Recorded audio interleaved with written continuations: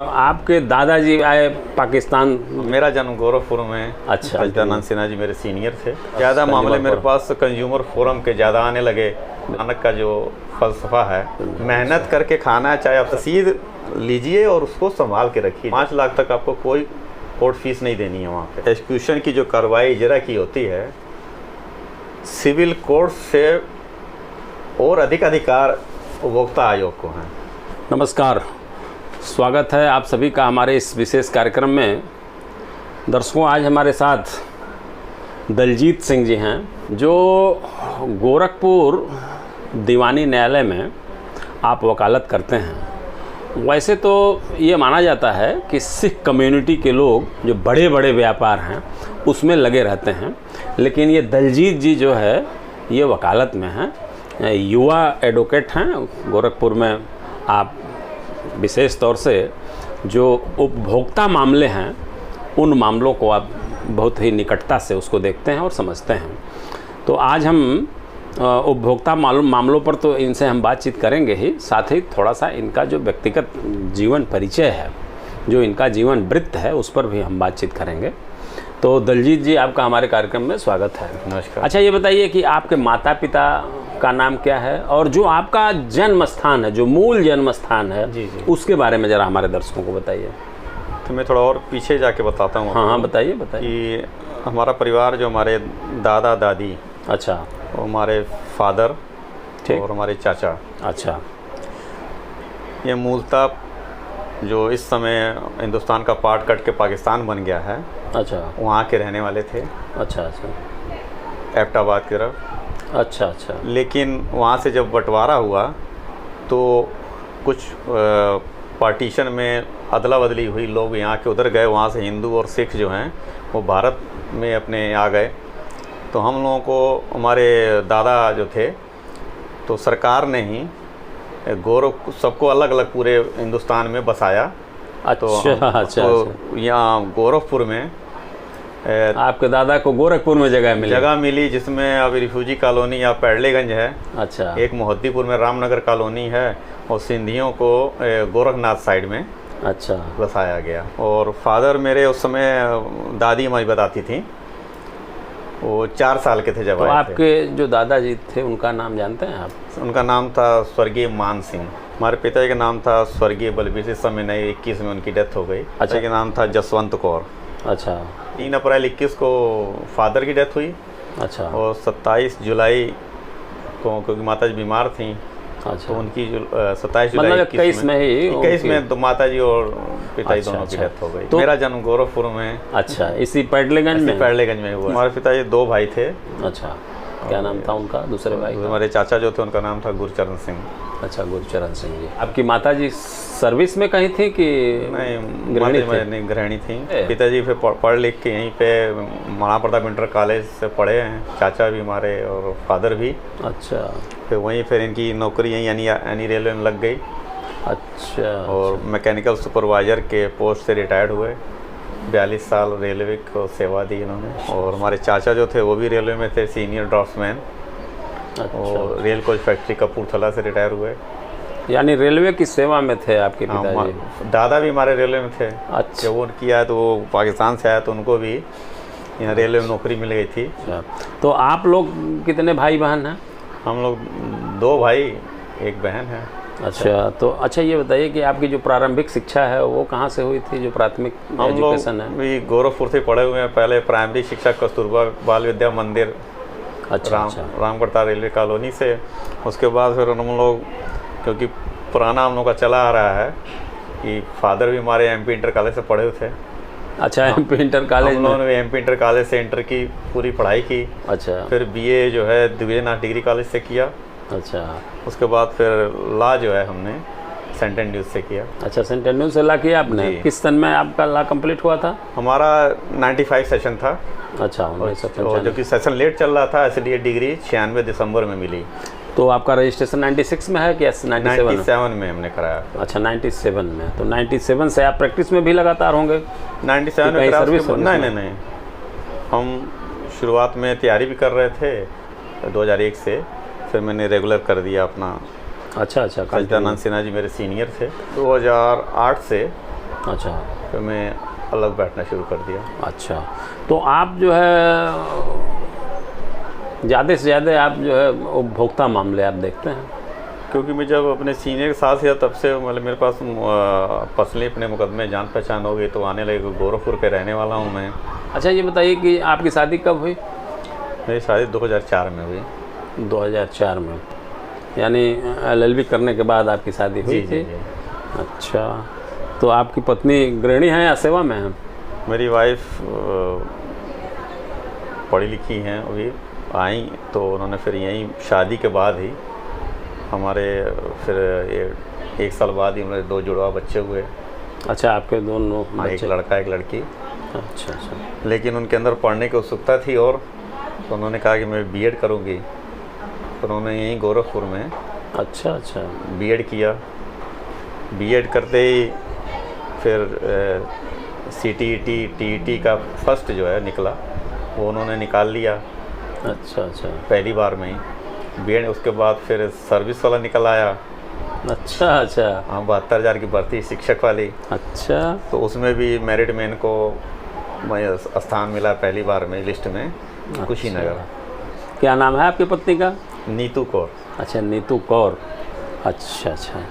आपके बच्चे 2 हैं जुड़वा? जी, मेरे जुड़वा 2 बच्चे हैं, लड़का और लड़की। कैसे आपके दिमाग में आया कि हम वकालत करेंगे? मेरे 2-3 दोस्त से साथ पढ़ते थे। अच्छा। एक जो मित्र मेरा बहुत ही नज़दीक था मेरा, अब्दुल्ला, तो BA किए, तो उन्होंने कहा अरे चलो हम लोग ला करते हैं, बातों बातों में। अच्छा। तो उन्होंने एंट्रेंस एग्ज़ाम के लिए भर दिया, और एंट्रेंस एग्ज़ाम दे के मैं चला गया था दिल्ली, अच्छा। अपने ननिहाल। तो बीचे दोस्त का फ़ोन आ गया, तुम्हारा नाम भी निकल गया तो एडमिशन ले लो। तो उनके कहने पे आके मैंने भी एडमिशन ली, और वकालत फिर मैंने पढ़ के पूरी की। बहुत अच्छा। मेरा बीच में रेलवे में भारत सरकार में हो गया था। अच्छा। मैंने 7 साल काम किया है रेलवे पैनल में? रेलवे पैनल में, और 7 साल मैंने काम किया। उसके बाद फिर फादर की डेथ हुई। फिर मुझे पर अपना काम है मेरे पास उपभोक्ता फोरम का, कि अब मैं एक ही टाइम पे 2 जगह दौड़ नहीं सकता। अच्छा, इसलिए उसको इसलिए मैंने 7 साल काम करके वो रेलवे को आपने छोड़ रेलवे दिया? छोड़ दिया सर। अच्छा, उपभोक्ता कौन है, क्या बताएंगे आप? देखिए, वैसे देखा जाए तो प्रत्येक व्यक्ति उपभोक्ता है।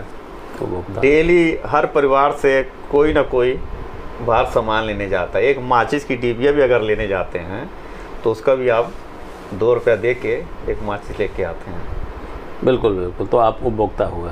जी। अच्छा अच्छा। तो उपभोक्ता कानून की ज़रूरत क्यों पड़ी? हाँ बिल्कुल बिल्कुल बिल्कुल, ये सवाल मेरा है ही है कि और 1986 में कानून पास हुआ, उपभोक्ता कानून। उसमें उपभोक्ताओं के हितों को देखा गया कि आप सामान लेकर आते हैं तो वो ख़राब दिया आपको सामान, बिल्कुल बिल्कुल बिल्कुल, और गारंटी वारंटी में है, उसके बाद भी उसको ठीक नहीं करके दे रहा है, तो उसको एक कानून के दायरे में बांधा गया। अच्छा अच्छा। यानी कोई सामान अगर ख़राब हाँ, कोई मिल गया। लेकिन शुरुआत में जब ये आया 86 में उतनी जागरूकता नहीं थी। इधर 5-6 साल से अब तेजी जागरूकता बढ़ रही है। और एक विशेष बात यह है कि उपभोक्ता को ये ध्यान रखना है कि आप भी कोई भी सामान लेते हैं, चाहे वो 10 रुपये का है, चाहे 10,000 का है, चाहे 1 लाख का है, रसीद जो आप लेते हैं उसको संभाल के रखिए, रसीद ज़रूर लीजिए, तभी कंप्लेन हो सकता है। हाँ। अच्छा अच्छा। रसीद ना होने से कंप्लेन तो हो जाएगी, लेकिन दिक्कतें आती हैं, बड़ी दिक्कतें आते हैं। लेकिन रसीद लीजिए और उसको संभाल के रखिए जब तक गारंटी वारंटी पीरियड है उसका।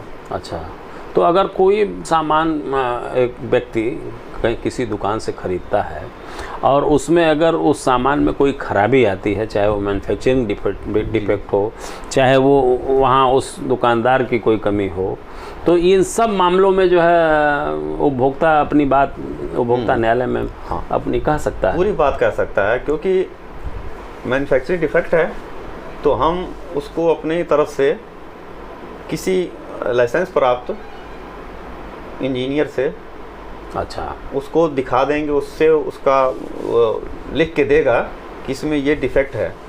उस आधार पर भी आप फिर कंप्लेन अपनी कर सकते हैं, उपभोक्ता फोरम में कर सकते हैं, आयोग में कर सकते हैं। उपभोक्ता संरक्षण कानून जो 2019 पारित हुआ, जो अमेंडमेंट जो हुआ, जी हाँ, तो ये जो आया तो इसमें 1 करोड़ कर दिया गया था। अच्छा, 1 करोड़ कर दिया गया था इसका आर्थिक क्षेत्राधिकार जी। और 1 करोड़ तो जब 1 करोड़ हुआ था तो गोरखपुर में पहला मुकदमा मैंने ही दाखिल किया था 1 करोड़ का। अच्छा। जो अभी चल रहा है। हाँ। लेकिन उसके बाद मेरे पास 2 मुकदमे और आए, बिजली विभाग के थे। अच्छा। तो मैं उसको बना ही रहा था तब तक ना, फिर सरकार की तरफ से उसमें थोड़ा और संशोधन कर दिया गया। अब इसकी अधिकारिता जो है फिर 50 लाख कर दी, कम कर दी गई।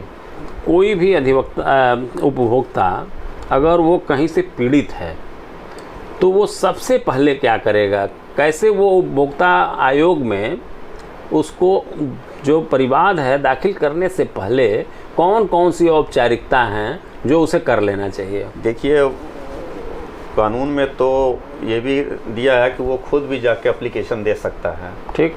लेकिन दिक्कत तब आती है, वो तो कानून की जानकारी तो उसको है नहीं। बिल्कुल।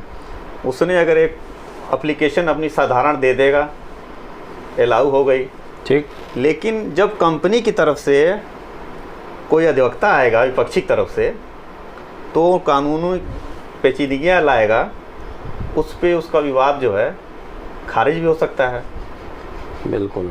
तो इसलिए ये मस्ट हो गया है कि एक अधिवक्ता को रखना बहुत ज़रूरी है उसमें। दावे को और मजबूत करने के लिए एक लीगल अगर नोटिस दे दी जाती है तो उससे मेरा दावा थोड़ा और मजबूत हो जाता है। अच्छा अच्छा अच्छा। कोई बाध्यता नहीं है। अच्छा, कानूनी नोटिस देने की, क्योंकि कई उपभोक्ता जो खुद दाखिल करते हैं तो बेचारे आते हैं, क्योंकि वो उनके पास फीस देने के लिए पैसा नहीं होता है, तो उनका दावा हम लोग खुद ही बना के दे देते हैं। मैं तो बना के देता हूँ।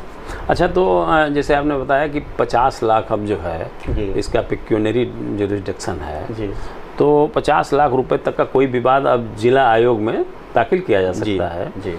तो इसमें जैसे जब हम दावा दाखिल करने जाते हैं तो इसमें कुछ जो है हमको फीस भी अदा करनी होती है, शुल्क अदा करना होता है। पहले जो था, जब 1 लाख तक फ्री था।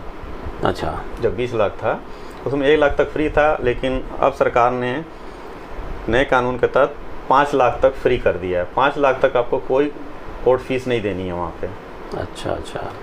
5 से 10 तक जो है, 5 से 10 लाख तक 200 रुपये आपको बैंक ड्राफ्ट के जरिए उपभोक्ता विवाद परिशोध आयोग गोरखपुर बैंक ड्राफ्ट के रूप में फीस अदा करनी होती है, में अदा करना पड़ेगा। 200 रुपये वो दावे के साथ लगा के देना पड़ता है। अच्छा। 10 से 20 लाख तक का 400 रुपये। अच्छा अच्छा। और 20 से फिर 50 लाख तक का 1000 रुपये। यानी मैक्सिमम फीस 1000 रुपये है। हाँ, 50 लाख तक। उसके ऊपर का फिर चला जाएगा, उसके ऊपर का तो फिर स्टेट राज्य आयोग में जाके वहाँ करना पड़ेगा। ज़्यादातर मुकदमे 5 लाख के अंदर के ही होते हैं, उसमें सरकार ने छूट दी हुई है कि 1 रुपया भी उनको नहीं देना। अच्छा अच्छा जी। तो इसमें जो प्रोसीडिंग है, इसमें किस तरह की प्रक्रिया का अनुपालन किया तो जाता है? देखिए, कानून है। वैसे तो दिया गया कि 90 दिन के अंदर निपटारा करना है। हाँ बिल्कुल, 90 दिन के अंदर निपटारा करना है। लेकिन आप गोरखपुर जिला ही देख लीजिए। अब लखनऊ के बाद अगर देखा जाए तो दूसरा जिला अगर पूरी उत्तर प्रदेश में गोरखपुर ही है, जहाँ बहुत अधिक मुकदमे उपभोक्ता आयोग में दाखिल हो रहे हैं। लेकिन कोर्ट एक है, डेली 90-100 केस लगते हैं। बिल्कुल बिल्कुल बिल्कुल। तो एक मांग अधिवक्ताओं की चल रही है कि एक उपभोक्ता आयोग यहाँ पे और खुलना चाहिए। कोर्ट की संख्या बढ़ाई जानी चाहिए। हाँ, एक कोर्ट और खुलनी चाहिए। इस कानून में एक और भी किया गया कि विपक्षी को जब नोटिस जाएगी कोर्ट से, अच्छा। आयोग से, 45 दिन के अंदर अपनी जवाबदेही प्रस्तुत कर देनी है। अच्छा। अगर 45 दिन के अंदर अपनी जवाबदेही प्रस्तुत नहीं करते हैं तो उनका जवाब दावा का अवसर समाप्त करके, अच्छा, एक पक्षी उसको कर दिया नहीं, उसको बहस का समय मिलेगा। अच्छा, जवाब दावा प्रस्तुत करने का अधिकार। जवाब दावा जो दाखिल है वो आपका लग जाएगा फाइल में, लेकिन उसको पढ़ा नहीं जाएगा। अच्छा, दावा जो है यहाँ कितनी प्रतियों में दावा प्रस्तुत करना होता है? क्योंकि देखिए, हम लोग क्या है कि स्थायी लोक अदालत विधिक सेवा प्राधिकरण से रखी गई है, वो भी, और अपना उपभोक्ता आयोग, ये 2 अदालतें ऐसी जहाँ पे 3, एक मेन जज साहब बैठते हैं, अध्यक्ष, और 2 मेंबर। अच्छा। तो इसलिए हम लोगों को दावा, एक मूल दावा, उसकी 2 फोटो कापियाँ, फोटो प्रति, अच्छा। हाँ, 3 फाइल में 3 प्रति में देना होता है हम लोगों को। एडमिट होने के बाद फिर जितने भी पक्षी हैं, 1 हैं चाहे 4 हैं चाहे 5 हैं, तो उन सबको भी नोटिस कोर्ट से जाएगा। अच्छा। तो उसमें जो दावा हमने दाखिल, जितने पेपर दाखिल किए हैं, वो सारे विपक्षी को जरिए डाक भेजे जाएंगे। कभी कभी समस्या ये आती है कि जैसे मान लीजिए कि कोई व्यक्ति सामान खरीदा और ख़रीद के वो सामान बेच रहा है, तो एक जगह वो खरीद रहा है, दूसरी जगह उस सामान को बेच रहा है, तो क्या ऐसा व्यक्ति उपभोक्ता की श्रेणी में आता है? देखिए, उसमें उपभोक्ता आयोग कानून में जो लिखा हुआ है कि जैसे आप अपने, एक व्यक्ति अपने जीविकोपार्जन के लिए कोई कार्य कर रहा है। अच्छा। अपने जीविकोपार्जन के लिए उसने एक कैरियर, एक लगेज वाली गाड़ी खरीदी। अब वो गाड़ी खरीदी है उसने अपने जीविकोपार्जन के लिए, उसमें कोई खराबी आती है, या कोई उसने बिजनेस शुरू किया, दुकान शुरू की, लेकिन वहाँ कमा रहा है ना, तो सब कहेंगे वो कैसे उपभोक्ता हो सकता है। लेकिन वो बेरोजगार था, जीविकोपार्जन के लिए उसने शुरू किया है। अच्छा। तो उसके अंदर कुछ आग लग गई या ख़राब हो गया सामान, तो वो उपभोक्ता श्रेणी में आता है, उसको उसका लाभ मिलेगा। ऐसे मुकदमे बड़े कम आते हैं, क्योंकि वो व्यक्ति ये सोचता है कि मैं उपभोक्ता नहीं हूँ, क्योंकि मैं बेच रहा था। तो वो उसके साथ अगर ऐसी कोई घटना घटित भी होती है तो वो आता ही नहीं। लेकिन जो जैसे आजकल तो जैसे छोटे छोटे स्टार्टअप जो है बन रहे हैं, तमाम लड़के अपना स्टार्टअप बना रहे हैं, छोटी छोटी कंपनियां बना रहे हैं, जीएसटी में पंजीकरण करा रहे हैं, और उसके बाद वो अपना व्यवसाय कर रहे हैं, तो ये उपभोक्ता में आते हैं ये लोग। अब होता है ना, जीविकोपार्जन के अगर उन्होंने कोई कार्यक्रम शुरू किया है, कार्य शुरू किया है, अच्छा, तो वो आते हैं। लेकिन उसके लिए भी पूरा दिमाग जो है वो एक अधिवक्ता को ही लगाना पड़ता है। अच्छा, ये बैंकों में अगर जैसे बैंक का जो खाता धारक होता है, यह भी उपभोक्ता है जी। तो जैसे मान लीजिए अगर आजकल एटीएम से फ्रॉड हो जाते हैं, पता चलता है पैसा निकल गया, लेकिन पैसा मिला नहीं, कट गया, तो इन स्थितियों में भी कंज्यूमर फोरम में दावा हो सकता है? बिल्कुल हो सकता है। अच्छा, लेकिन इसकी फर्स्ट शुरुआत जो एटीएम से पैसा निकलने का, एक मुकदमा यहाँ चल रहा था, Pankaj Rai advocate civil court के। अच्छा, वो मेडिकल कॉलेज पे अपने खाते से निकाले पैसा एटीएम से, तो उनका पैसा नहीं निकला, लेकिन उनके मोबाइल पे मैसेज आ गया कि पैसा 10,000 रुपया कट गया है। अच्छा, तो उनका परिवार यहाँ दाखिल किया गया था। तो पहले एटीएम के सारे मुकदमे खारिज हो जा रहे थे यहाँ पे। अच्छा, तो उस मुकदमे को मैं ही पैरवी कर रहा था, मैंने ही दाखिल किया था। तो फर्स्ट मुकदमा यहाँ एटीएम का डिसाइड हुआ, और एक्सिस बैंक पे 21,000 रुपया, अच्छा, वादव्य और मानसिक क्षति का मिला के और बैंक को जमा करना पड़ा। 1 हफ्ते के अंदर शिकायत मिल जानी चाहिए उनको, बैंक को। अच्छा। अगर उसने बैंक में शिकायत की है, उसके बाद भी बैंक वाले अगर कुछ नहीं कर रहे हैं, तब आपके पास बैंकिंग लोकपाल है। बीमा के संबंध में भी हम लोग जाते हैं, बीमा का भी मुकदमा फोरम में, आयोग में दाखिल करते हैं। अच्छा, तो बीमा लोकपाल भी है। तो पहले बीमा लोकपाल में जाइए। बीमा लोकपाल से अगर आपका विवाद सुलझ जाता है, तो हमको फिर उपभोक्ता आयोग जाने की जरूरत नहीं है। अच्छा, ये बताइए, इसमें जो साक्ष्य की प्रक्रिया होती है, तो क्या इसमें जिरह भी होता है? नहीं। अच्छा, ये समरी ट्रायल है, इसमें कोई ऐसी बात नहीं है। तो गवाह को क्या न्यायालय में आना जरूरी होता है क्या? नहीं, देखिए, उसमें अगर जरूरी पड़े तो जज साहब बुला सकते हैं। उपभोक्ता आयोग का जो निर्णय है, तो उसके निष्पादन का अधिकार उपभोक्ता आयोग को ही है या कोई और न्यायालय? देखिए, एक्सक्यूशन की जो कार्रवाई इजरा की होती है, सिविल कोड से और अधिक अधिकार उपभोक्ता आयोग को हैं। अच्छा, हाँ, तो अगर कोई नियत समय में कोई अगर उसका अनुपालन नहीं करता है, आदेश का, आयोग के पालन नहीं करता है, तो आयोग ने लिख दिया कि 45 दिन के अंदर उक्त निर्णय का पालन विपक्षी कर दे। नहीं करता है तो अच्छा, नियमानुसार कार्रवाई की जाएगी। तो 45 दिन बीतने के बाद उनके खिलाफ आप इजरा दाखिल कर सकते हैं, प्रार्थना पत्र दे सकते हैं यहाँ पे। अच्छा अच्छा, तो फिर कोर्ट उसका संज्ञान लेगी फिर। अच्छा अच्छा, और इसके इजरा मामलों में वारंट तक भी जारी कर सकती है। इसमें इस कानून के तहत अब मीडिएशन सेंटर भी खुल गए हैं उपभोक्ता आयोग में। अच्छा, मीडिएशन भी अब इसमें हो रहा है, शुरू हो गया है। आप जो ही दावा दाखिल करते हैं और विपक्षी जो ही हाजिर होता है तो कोर्ट पूछती है आप मीडिएशन में जाना चाहते हैं। अच्छा, हाँ, तो दोनों मीडिएशन में जाके वहाँ पे, क्योंकि मैंने विद्युत के खिलाफ दाखिल किया था, तो अच्छा, विपक्षी जो ही हाजिर हुआ 45 दिन पे, तो मीडिएशन में दोनों गए। और जब मीडिएशन तब नया खुला था गोरखपुर में, अच्छा, तो उसमें पहला मुकदमा मेरा ही गया। अच्छा, मेरे क्लाइंट का मतलब, मैं वकील था उसमें, तो गया और 3 डेट में वो डिसाइड हो गया। तो मीडिएशन में अगर कोई मामला डिसाइड होता है तो वो तो सुलह समझौते के आधार पर डिक्री मानी जाती होगी। तो उसकी अपील होती है कि नहीं होती? जो सुलह समझौते के आधार पर होगा, समझौते में जो डिसाइड हो गया वो फिर मान्य है।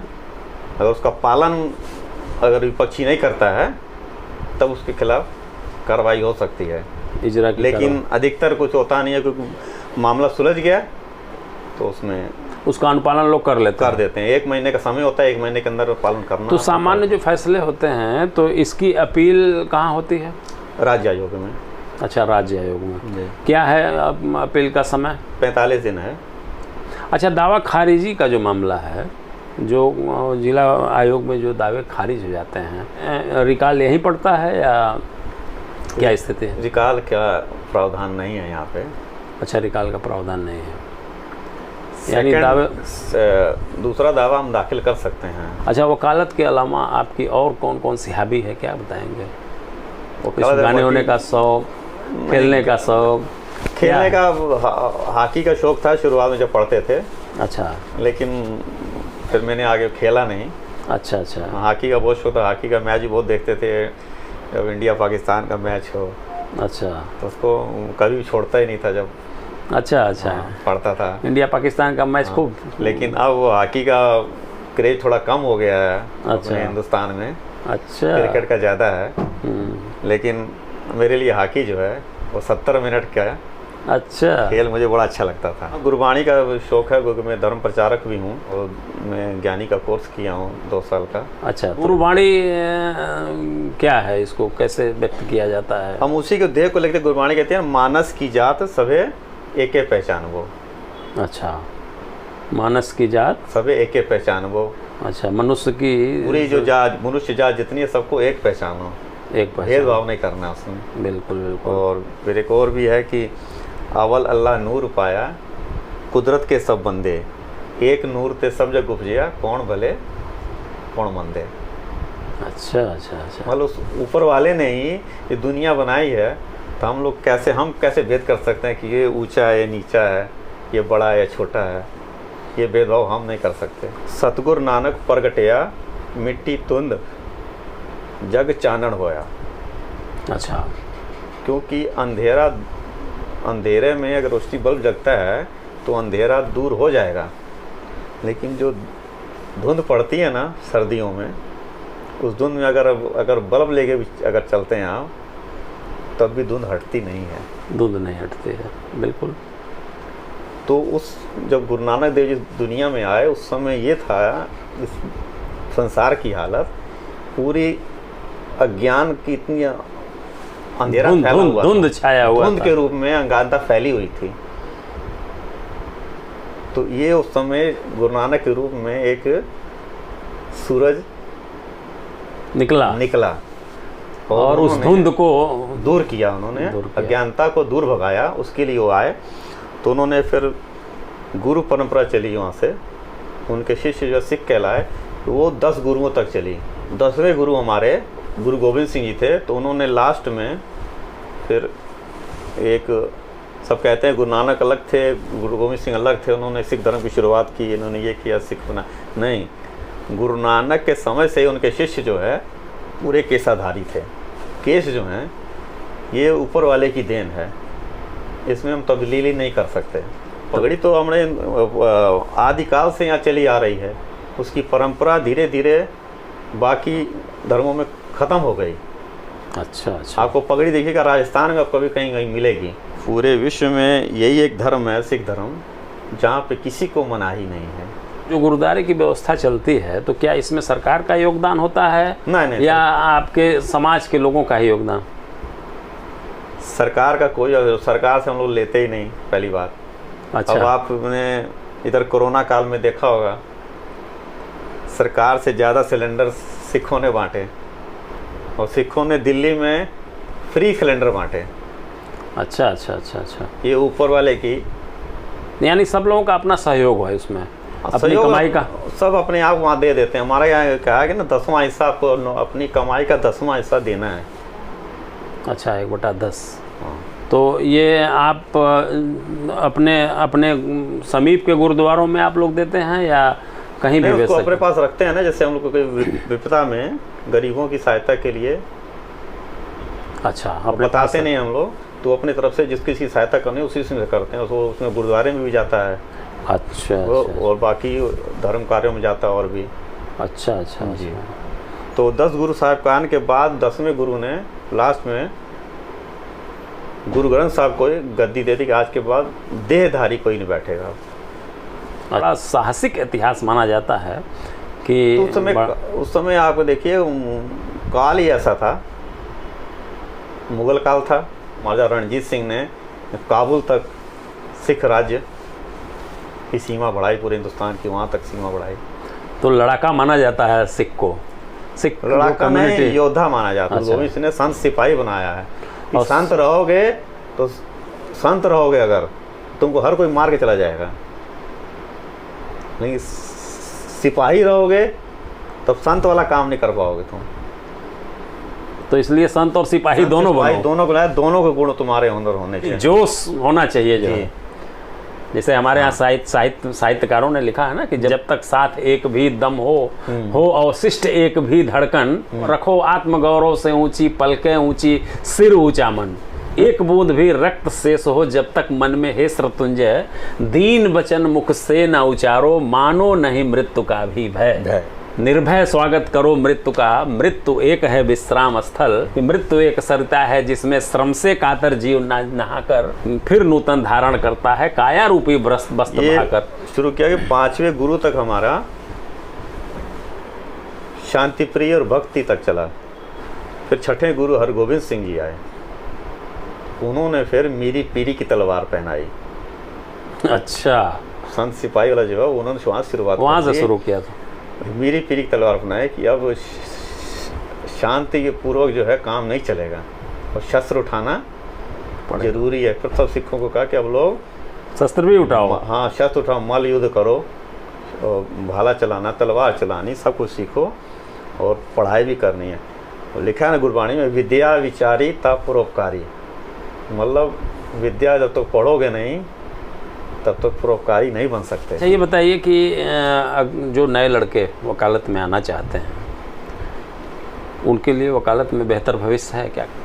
देखिए, मैं तो ये कहूँगा कि वकालत एक धैर्य जिसके पास है वही वकालत कर सकता है। जिसकी भी टीचर हो वही कर सकता है? नहीं, धैर्य रखना जरूरी है। अच्छा। धैर्य इसलिए कि आपको आज के लड़के जो आ रहे हैं वो चाहते हैं मैं तुरंत आया अगर कचहरी में, अच्छा, तो तुरंत में पैसा मिलना शुरू हो जाए, क्योंकि वहाँ से आपने ज्ञान ला करके आए हैं, तो आप पढ़ के आए हैं, लेकिन प्रैक्टिकल नॉलेज आपको जब कचहरी में आएंगे तब पता लगेगी। और समय देना पड़ेगा, समय देना पड़ेगा।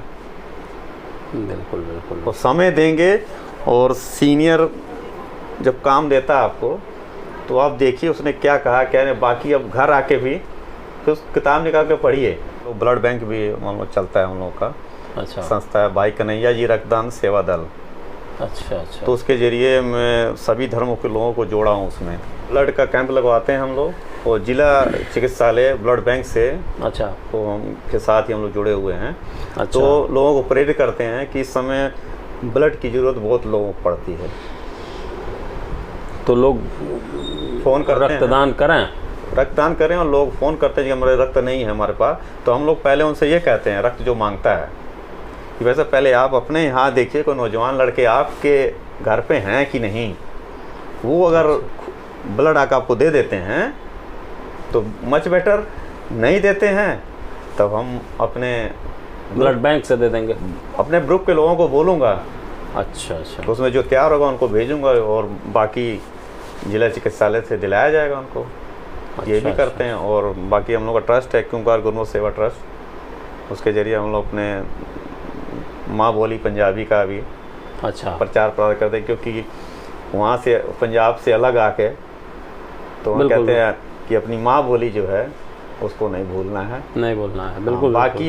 बाकी भाषाओं का भी सम्मान करना है, लेकिन अपनी जो मातृभाषा है उसको नहीं छोड़ना है। नहीं छोड़ेगा। चलिए, बहुत अच्छा हुआ दलजीत सिंह जी, आपने अपना बड़ा अमूल्य समय निकाला और हमसे बातचीत किया। जी। बहुत सारी जानकारी आपने दिया, इसके लिए आपको बहुत बहुत धन्यवाद। आपका भी बहुत बहुत धन्यवाद।